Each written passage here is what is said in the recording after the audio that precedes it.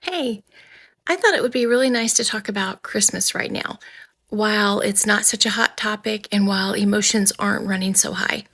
And understandably, emotions run really high because most of our best family memories come from Christmas time. So I would ask that you would just think about the things I'm going to say. So notice how when Yeshua was born, his birth was celebrated. But never again do we see in the Bible his birth being celebrated on a yearly basis. And we were not given a specific day that Yeshua was born.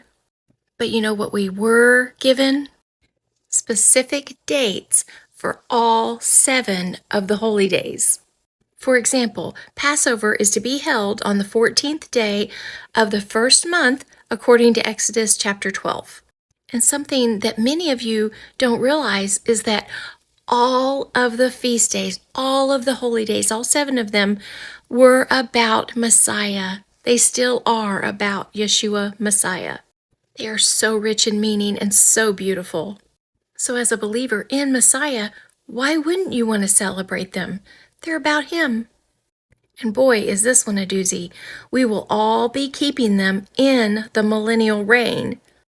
And we find that in Zechariah chapter 14, which is a last days prophecy, and we're just going to read 19. This shall be the punishment of Egypt and the punishment of all nations that come not up to keep the Feast of Tabernacles. So we see there that we will all be keeping the Feast of Tabernacles, also known by its Hebrew name as Sukkot.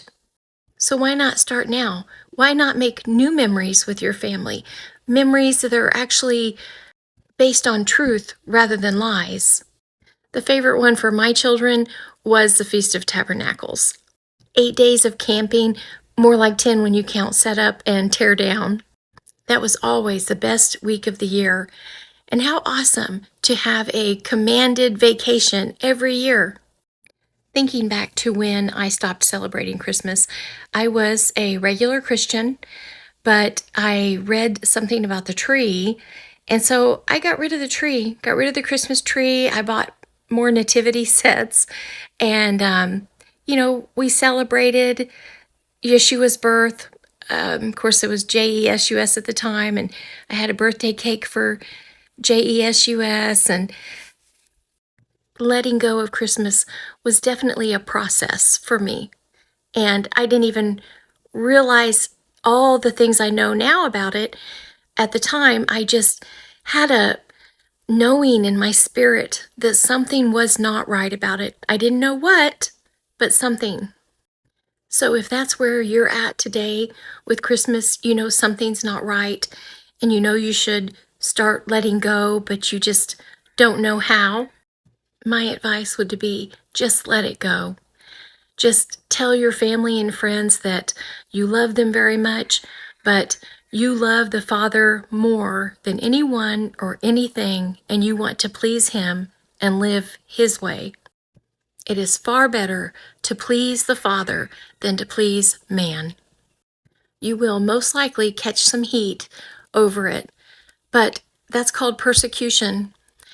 And our Messiah was persecuted, so we will be persecuted. Doing things the Father's way is not always the easiest way, but by far it is the most rewarding. Blessings follow obedience. Love you guys.